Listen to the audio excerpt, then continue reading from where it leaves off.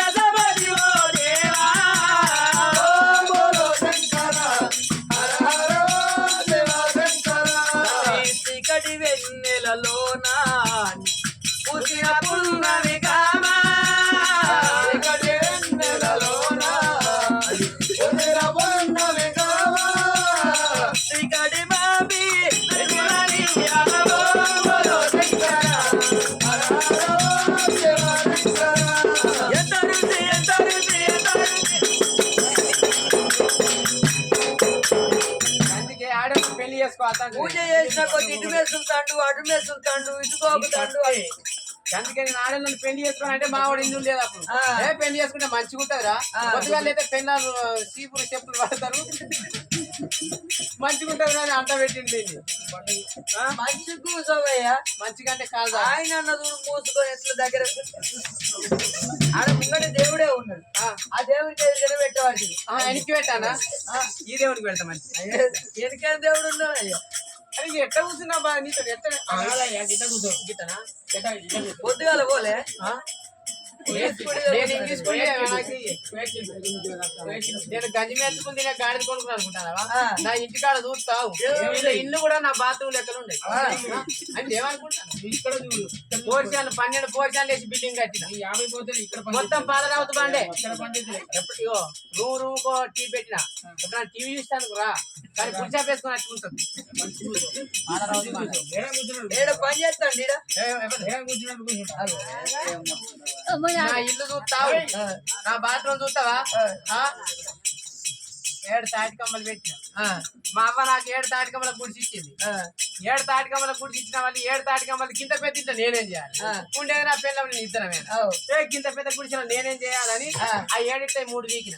అట్లా కాదు ఒకటే తాటికమ్మ కింద గిట్లా పట్టుకొని కూర్చుండు రోజు నేను గంత గంజి మెత్తుకుంది నాకు గాడి కొడుకున్నాను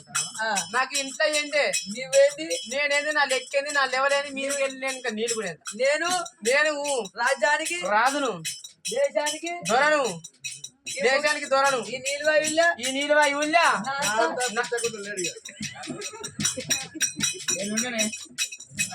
మరి మావాడు నాకు సపోర్ట్ ఎప్పుడు అసలు మంచి అయినా చెడు నేను అసలు అనుకుంటానా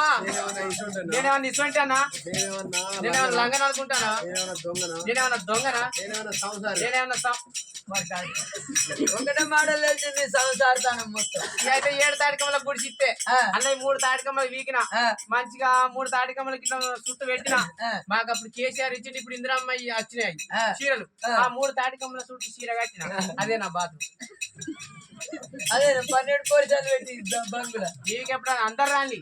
అప్పుడు 12 పోర్షాలు నువ్వు కొట్టి ఉన్నది ఏం చెప్తావు పైసలు కాదని సర్పంచ్ పోటీ చేసిన నా పిల్లలు నాకు పోటీ నా పిల్ల పెట్ట నాకేస్తా నేను గెలుస్తాను నా ఓటు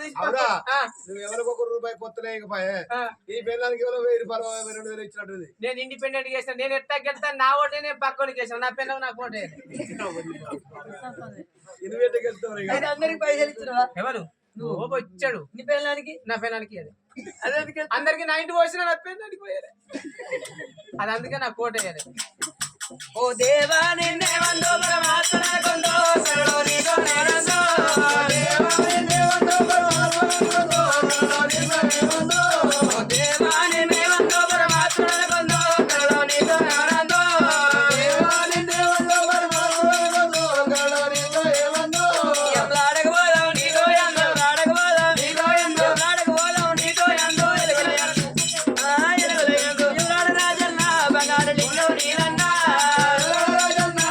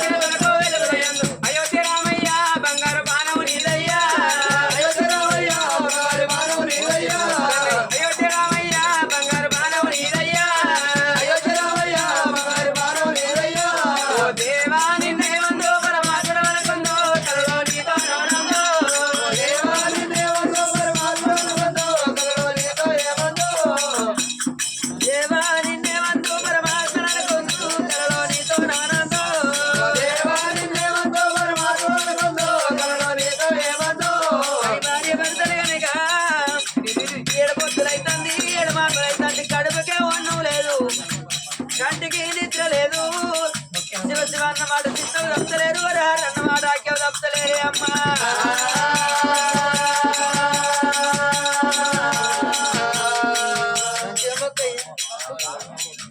అయ్యా ఈశ్వర జగదీశ్వర లోకాల శంకర మూడు గుడ్లోడా